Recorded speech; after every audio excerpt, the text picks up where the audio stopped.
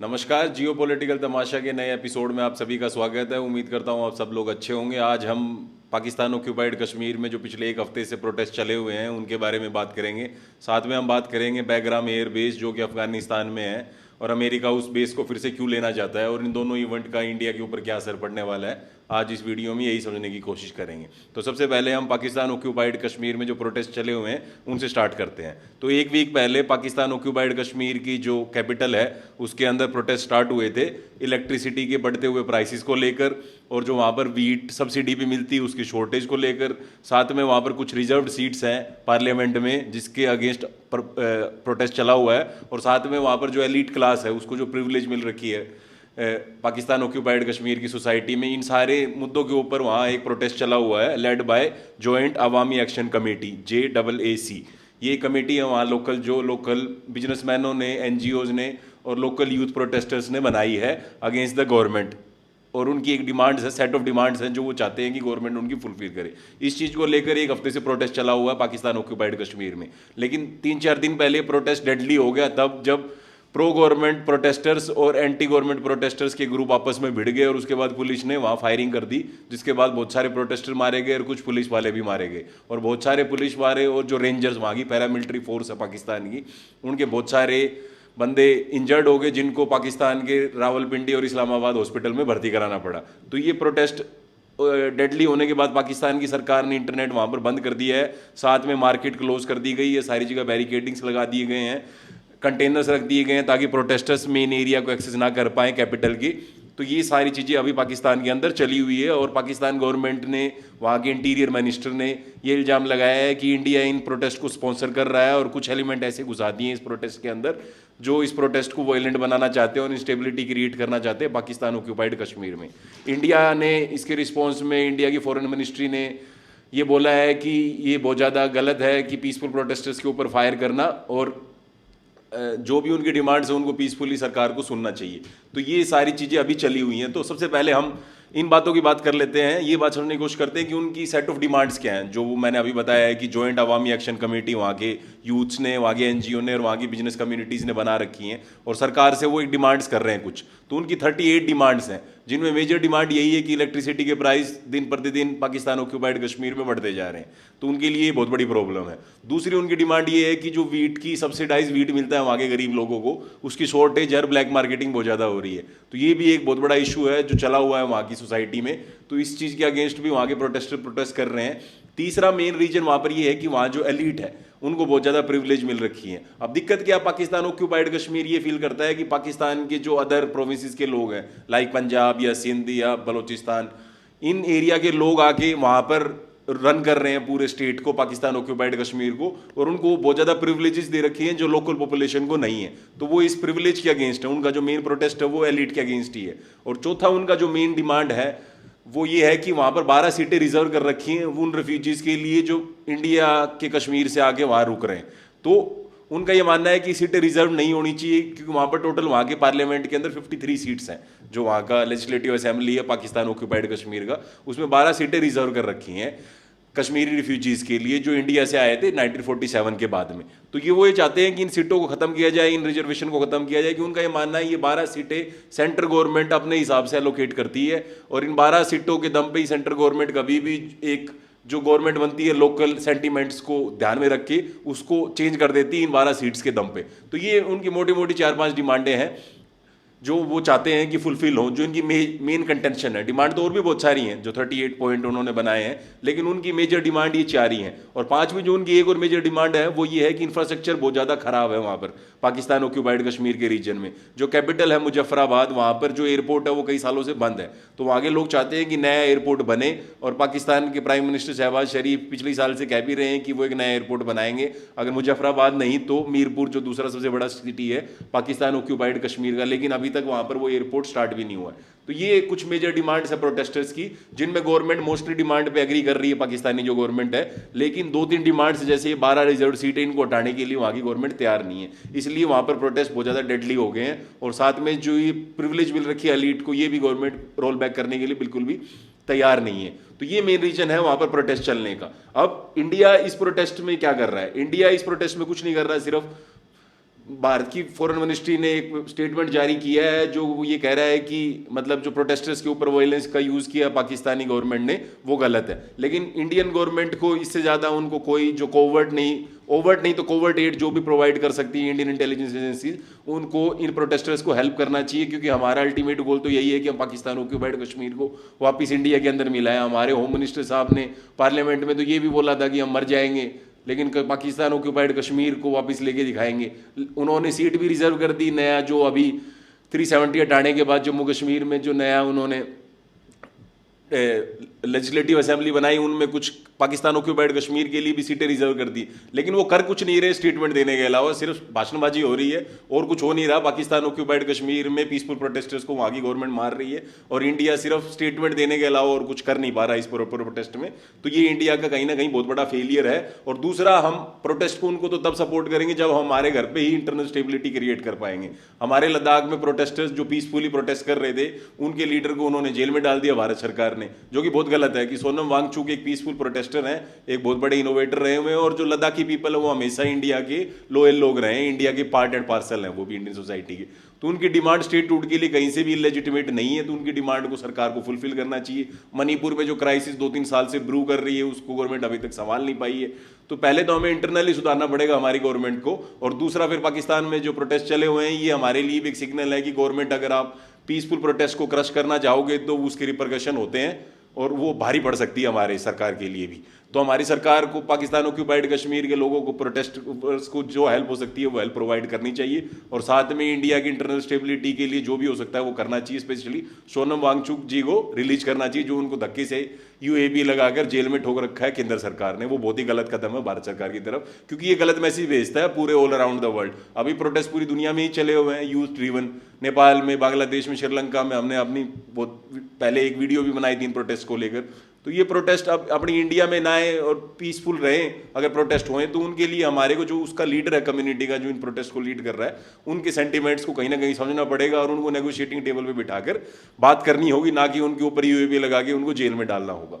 तो ये हमारी सरकार को अभी करने की ज़रूरत है, जो अभी करंट क्राइसिस चली हुई है उसके बीच में, ताकि एक अच्छा मैसेज जाए ग्लोबल कम्युनिटी के अंदर कि इंडिया डेमोक्रेटिक और पीस लविंग कंट्री है, जो हमेशा डेमोक्रेटिक प्रोसेस को रिस्पेक्ट करता है, ना कि फोर्स और वायलेंस का यूज़ करके पीसफुल प्रोटेस्टर्स को क्रश करता है, जैसे पाकिस्तानी अथॉरिटीज़ कर रही हैं पाकिस्तान ऑक्यूपाइड कश्मीर के अंदर।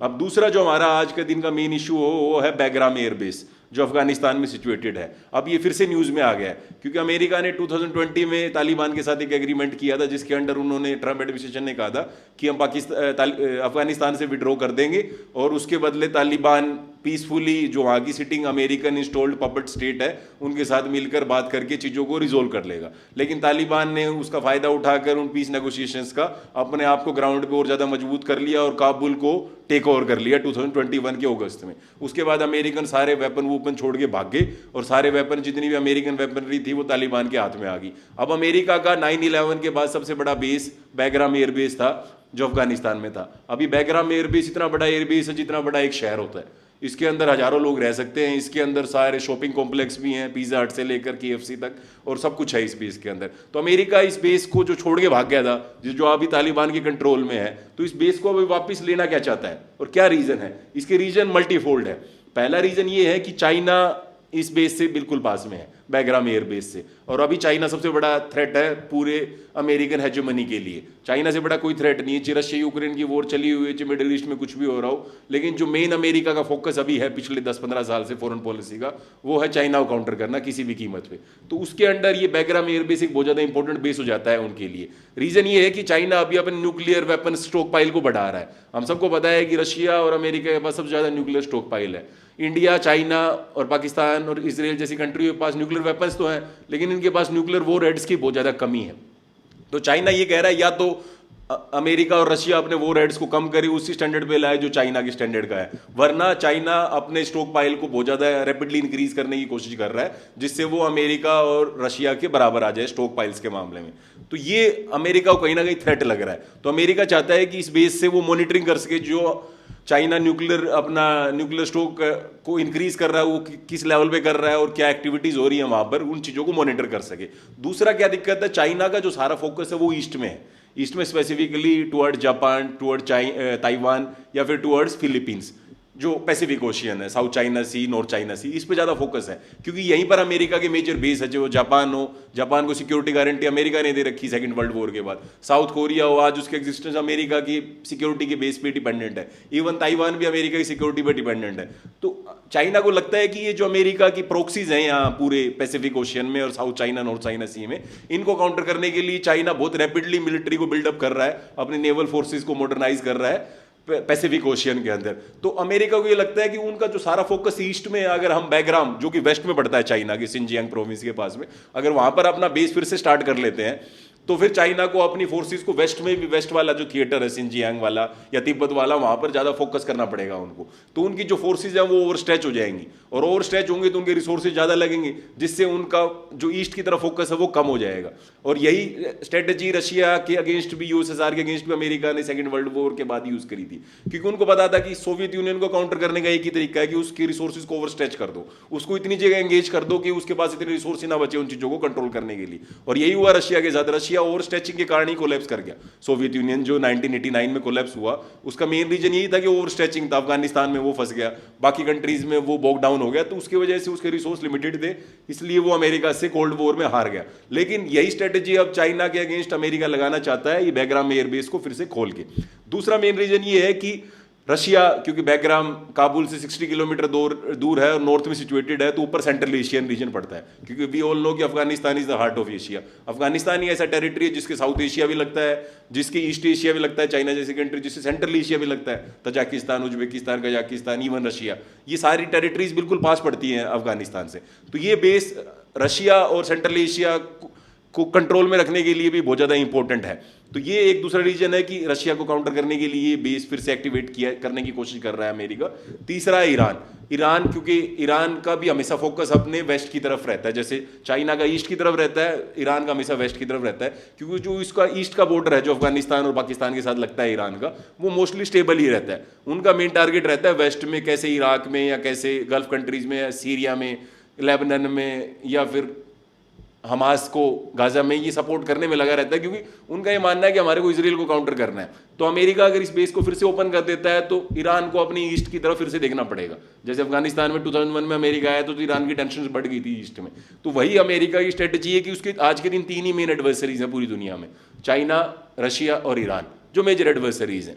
तो इन तीनों को काउंटर इस बैग्राम एयरबेस से किया जा सकता है। यहाँ से रशिया भी पास है, यहाँ से चाइना भी पास है और यहाँ से ईरान भी पास है। तो ये अमेरिका की ओवरऑल स्ट्रेटजी है इस बेस को फिर से लेने की। एक और मेन रीजन इस बेस पे वापस आने का अमेरिका का, अमेरिका अफगानिस्तान छोड़ के गया तो इस प्रोमिस पे छोड़ के गया था तालिबान को हैंडओवर करके कि आप फिर से अलकायदा को अपनी टेरिटरी में सेफ हेवन नहीं दोगे।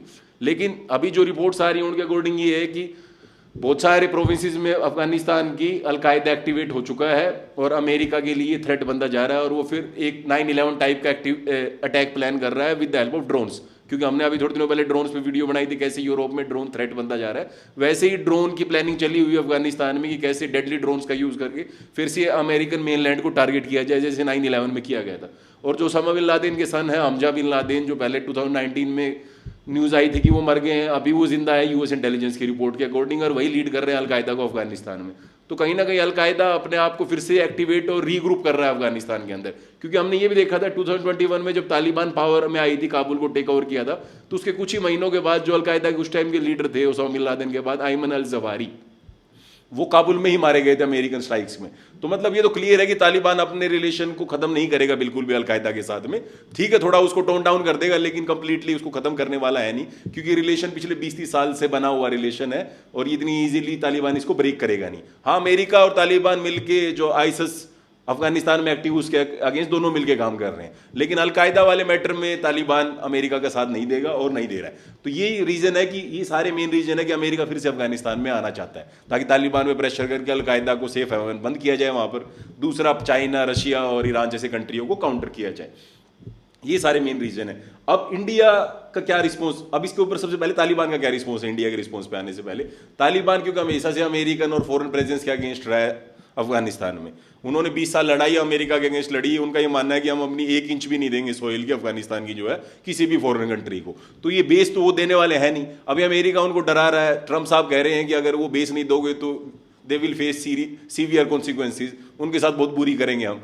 करने को कुछ नहीं कर सकता अमेरिका, क्योंकि तालिबान 20 साल से अमेरिका से लड़के ही तो पावर में आया है। तो तालिबान कहीं भी डरने वाला नहीं है और तालिबान इस बेस को वापस देने वाला है नहीं। ऊपर से तालिबान के लिए एक और दिक्कत है क्योंकि तालिबान को अमेरिका तो रिकॉग्नाइज कर नहीं रहा है, लेकिन चाइना, रशिया जैसी कंट्रीज तालिबान के काफी करीब हो गए हैं जब से तालिबान फिर से पावर में आया, क्योंकि तालिबान के अफगानिस्तान में बहुत सारे नेचुरल रिसोर्सेज हैं, तो चाइना बहुत ज़्यादा इन्वेस्ट कर रहा है उन माइंस में जो अफगानिस्तान के अंदर है। ऊपर से वो डिप्लोमेटिक रिकग्निशन दे रहा है तालिबान गवर्नमेंट को जो अफगानिस्तान में नहीं है। ये उसके साथ उनको एड जो भी प्रोवाइड करनी है वो बस चाहता चाइना एक ही है तालिबान से कि हमारे जो सिंजियांग प्रोविंस है उसमें उइगर मुस्लिम बहुत ज़्यादा है चाइना के, और वो उइगर मुस्लिम्स बहुत सारे पहले तालिबान और अलकायदा से एसोसिएटेड रहे हैं। तो आप उन लोगों को एक्टिवेट मत करना, उनको आइडियोलॉजिकल और फाइनेंशियल और मिलिट्री सपोर्ट मत देना ताकि वो हमारे लिए सिंजियांग में फिर से प्रॉब्लम क्रिएट कर सके। तो वो अपने वेस्टर्न बॉर्डर को सिक्योर रखना चाहता है, सेफ रखना चाहता है और पीसफुल रखना चाहता है, इसलिए वो तालिबान के साथ अच्छे रिलेशन बना के रखना चाहता है। चाइना नहीं बिगाड़ना चाहता तालिबान के साथ। तो तालिबान के लिए ये प्रॉब्लम है, अगर वो अमेरिका को बेच दे देता है तो वो चाइना जैसे कंट्री को नाराज कर लेगा,